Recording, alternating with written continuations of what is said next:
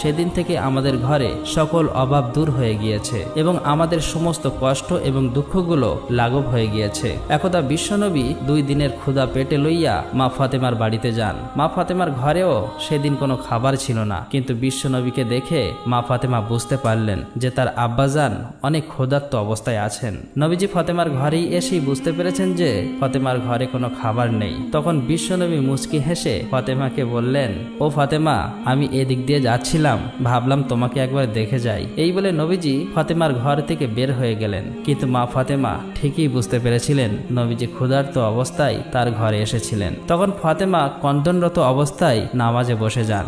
2 রাকাত নামাজ পড়ার পর আল্লাহ রব্বুল আলামিনের কাছে মোনাজাত করে বলেন, হে রব্বুল আলামিন, আপনি আমাকে যত পারেন কষ্ট দেন, কিন্তু আমার বাবাকে কোনো কষ্ট দিও না আল্লাহ। মা ফাতেমা যখন মোনাজাত শেষ করলেন তখন তিনি লক্ষ্য করতে পারলেন তার ঘরের মধ্যে কে যেন